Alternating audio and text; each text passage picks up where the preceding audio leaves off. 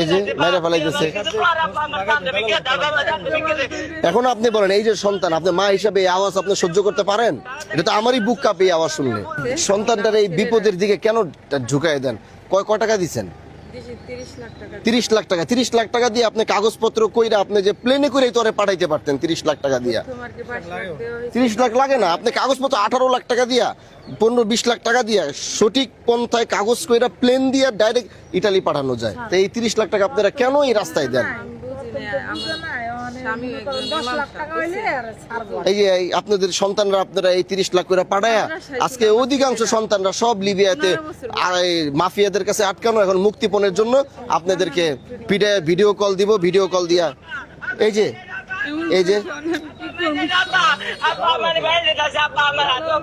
মাইরা ফেলাইতেছে। এখন আপনি বলেন, এই যে সন্তান, আপনি মা হিসাবে এই আওয়াজ আপনি সহ্য করতে পারেন?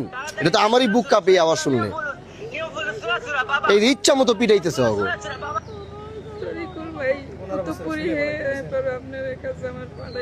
এখন এই যে দালাল তো টাকা নিয়ে পারছে, ওরা আমি কই পামো কোন?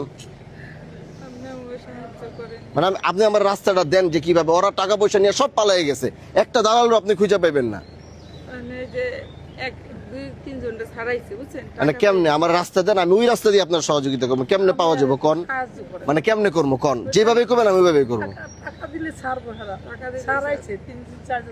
হ্যাঁ 10 লাখ 20 লাখ টাকা, 10 লাখ টাকা মাফ করছে, আর 10 লাখ টাকা দিলে এই 10 লাখ টাকা কে ছাড়বো? এই 10 লাখ নিয়ে আবার আটকায় আবার আপনার পিঠে আবার টাকা চাইবো। ভাই, যারা এই কাজ করে এরা কি কোনো সময় আপনার মনে হয় যে আপনি যখন 10 লাখ টাকা দিতে পারছেন মনে করবে, তখন সে আবার আরো 5 লাখ টাকা আবদার করবে? বাচ্চাগুলার জীবনগুলা কোথায় আপনারা ঢাইলা দিয়েছেন? 15 বছর সন্তানটা আজকে টিউনো অফিসের 2টা পাও ভাঙ্গা ফেলাইছে। আজ একজনের পা অপারেশন হয়েছে, আরেকজনের এটা কালকে হবে। এটা নিয়ে ওই মহিলা কান্নাকাটি করতেছে।